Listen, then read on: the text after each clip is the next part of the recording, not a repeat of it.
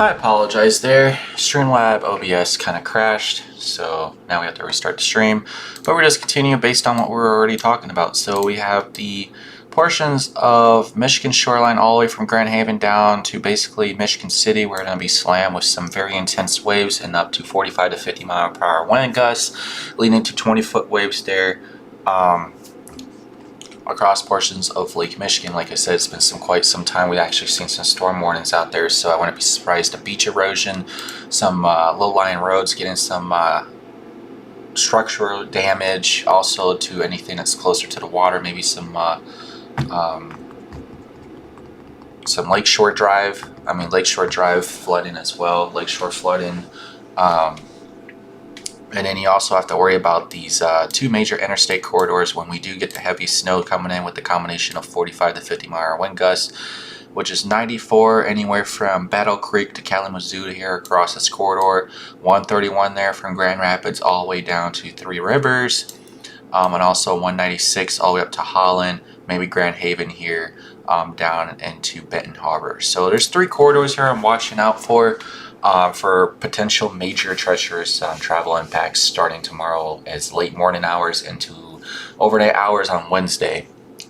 Significant blowing and drifting snow, blizzard-like conditions with a combination of fluffier snow and 50-mile wind gusts there, especially on the lake and lake counties as well, closer to the lakeshore I meant.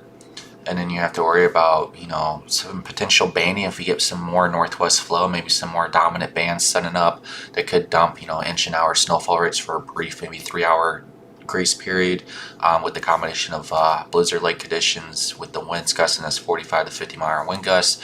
So all those things combined together is going to leading to probably a lot of slide-offs, accidents, and even the potential for pile-ups there along these three major interstate corridors here. Across portions of southwest and western Michigan, so that's what I'm currently watching here, where is the possibility for that. So, this whole entire area here across western and southwest Michigan here is going to be seeing wind gusts, over 45 to 50 mile wind gusts, and then along the actual lakeshore, if you are on the beach, you'll be experiencing wind gusts even up to 65 miles an hour is not even out of the question. So this is just something to really watch. It's going to be very interesting. We haven't had storm warnings over Lake Michigan in some quite time. So like I said, and if we kind of go over here and break down some of the details here and some of the forecast models here.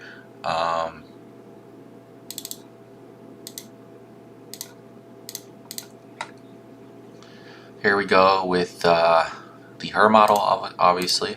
Talking about the HER model here. Weather bell just really sucks at working on my computer lately.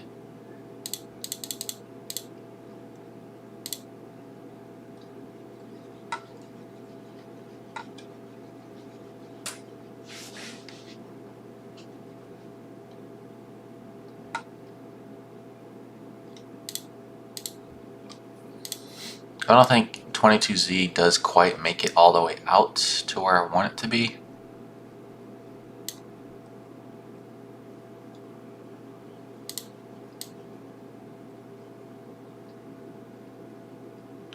Yeah, it only makes it all the way out to 7 a.m. So 7 a.m., well, the model's been very consistently showing around 10 a.m. is when we finally get switched over to most of the snow across portions of southwestern and western Michigan. The HER model is picking up that temperatures will be around 34 to 35 degrees, but the temperatures will start to drop more going into the overnight hours as we get closer to dark. So that means that snow eventually is going to stick, become more fluffier, and then probably lead to near blizzard conditions because those temperatures will start to drop. Going into the overnight hours around 6 or 7 p.m. those temperatures will probably get underneath 32 degrees. With the winds blowing, you'll probably get wind chills that will affect around 28 or 29 degrees in some areas, especially more inland.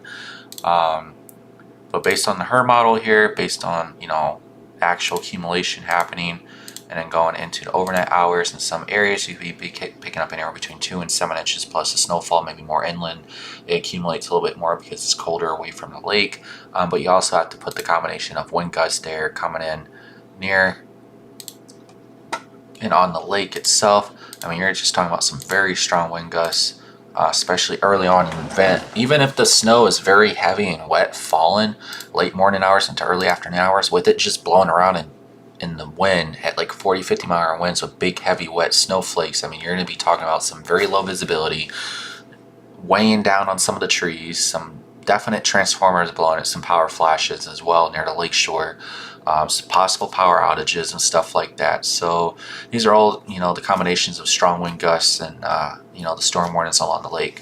And then you got the 20-foot plus wave stare crashing on the lake shore, anywhere from New Buffalo all the way up to Muskegon at this point. So it's a really treacherous day tomorrow along the 196 and 994 corridors across southwest and western Michigan. It doesn't matter if it's fluffy snow or heavy wet snow. If you get snow falling with anything over 40 mile an hour wind gusts, you're going to be getting some very, very low visibility, treacherous driving. With those snowflakes hitting things at 40 miles an hour, it's just going to stick on the signs and trees, and those trees get weighed down. Then you get tree branches falling, even possible trees, and you get the power lines weighing down as well with those heavy winds, with the snow combination with that. So, and then we jump into the snowstorms be affecting across portions of northern and northeast Illinois, southern Wisconsin, southwestern and southern Michigan, and northern Indiana. So we'll be talking about the snowstorm that's going to be coming in next week. And it's been a very consistent trend between all the runs of the European model. So we even go down to the 12Z run here instead of the 18Z run. And you can see it's been very consistently still showing that there's going to be a snow system. And what does the European model do put out for snowfall totals? And it's been very consistently, all the models consistently show over 3 or 4 inches of snow at this point. So that's what I've been showing. I'm not really set on any snowfall accumulations, what's going to happen, because it's too far out, so don't ask. But I mean, the European model has been very consistently showing over 4+ inches of snow in every single run, just like the GFS, just like the Canadian model, the Icon model, a few other long-range forecast models. The ensemble beams showing over 4-inch plus of a 70% chance across the Chicagoland area at some point for this week and Saturday. So like I said, all the models are coming together for a potent actual winter storm that goes into portions of northern and northeast Illinois. Now the actual exact locations of where the strongest winds are going to happen, the track and the low can still shift from now till we get to the event. That does change the where the heaviest banding or mesoscale banding is going to happen on the northwest or northern side of the low, where the cold air wraps. If we get lake enhancement off the lake because we have the northeast wind when the system's on approach. So all these details that come together, the long range models are not going to hold that consistent detailed specifics yet. That's why we have to wait for the higher resolution models to pick up on this, which we won't know till like Thursday, Friday, when those higher resolution models like the HER, the RFS, the NAM 3 kilometer, the Canadian 10 km, all these other forecast models that kind of have a more detailed specifics on the event when we get closer, and then it even picks up on the possible lake enhancement coming off the lake, because there's going to be lake enhancement feeding into the system when it's on approach, because one, there's going to be colder out ahead of it. You're going to have winds out of the northeast on the system on approach, and when the system's coming over us, the winds will switch out of the north, so there'll be lake enhancement near Cook County or Lake County. Just the long range models are not going to pick up on that yet, but we know it's there, the potential for it. And then when the system passes us, there's going to be more potential for lake effect snow with the northern or northwest wind. There's going to be a stronger mesoscale banding because of how big the system is and how much moisture is being pulled north and where the cold air overlaps that, right? So a lot of these details in here and specifics, the high resolution models is what we need to kind of come into more consistency and where those things line up at. The long range models do a good job of picking out where, it's consistent, showing a system coming in for this weekend, but the specifics and details are better picked up on the higher resolution models when it gets closer to the event. And even then, the European model is really good right now, being very consistent, showing where the system's tracking. But when you look at the snowfall totals, this is going to change from now till the event. The only thing I really care about now is the actual tracking of the system. Your temperature gradient differential, your 850 millibar temperatures as well. You can definitely tell there's definitely cold air wrapping in behind the system, so there's more than enough cold air. You can see the tracking of the system, how it's coming in. Oh, oops, we're not even, there we go. That's what I wanted. So the system on approach, there's definitely cold air wrapping around the backside, right? So at this point, we can tell that the snow is wrapping on the backside. We're too far out. Okay, here we go. Cold air wrapping on the backside of the system with snow falling. Temperatures would definitely be around the 32, probably 31 degree mark. There's going to be some warm air ahead of it. But like I said, the high resolution models will pick up the difference between what the actual temperature gradient is going to be on the exact day of the event. So like I said, this is definitely going to change nonstop from now till the event. But like, I'm not really paying attention to snowfall totals at this point. I'm just paying attention to the track of the system. But it's definitely that there's the possibility of us most likely getting a snowstorm the weekend after Thanksgiving. So the only things we don't know is how much the exact track of the low when it passes up is further south or further north towards closer to the Wisconsin-Illinois border. If it's a little bit further south, you know, it's just a lot of these things are going to tweak out once we get closer to the event when the high resolution models pick up more details and specifics.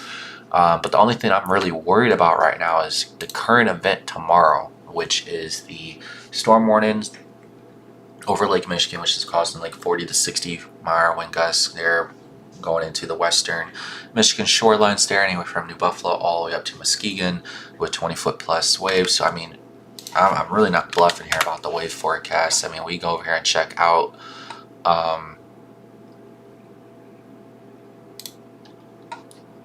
just the map, just one of the forecast models that do predict waves over Lake Michigan very well.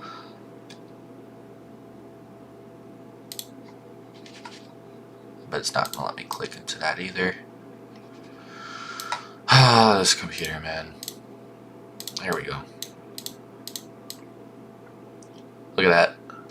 Waves start building as early as 10 to 11 a.m. tomorrow into South Haven, but look at the max wave heights. Starting as early as 5 p.m. You start getting some 20-foot plus waves there mixing into portions of South Haven and Holland, even up to Muskegon there. So there's some big time waves there coming into the area. All the way down into Michigan City, New Buffalo, Michigan, you know, into Benton Harbor, St. Joseph, South Haven, Grand Haven, Holland, Muskegon.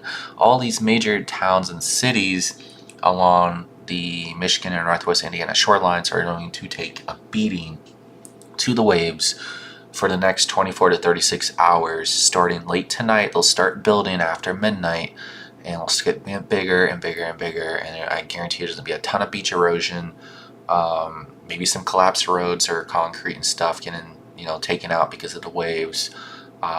Definitely some power transformers blowing along the lake shore in some areas, some power outages for sure. But like I said, those waves are definitely going to keep building. You get 7 to 8 p.m., those waves are at max height, over 20 foot. They're going right into Holland, Grand Haven area, and South Haven. So like I said, it's going to be very interesting how this does unfold tomorrow. Like I said, it's definitely a big time wind event with some snow mixing in. So very interesting to see how this does unfold tomorrow. But other than that, I mean, that's about it. I mean, you got the snow. Hold on.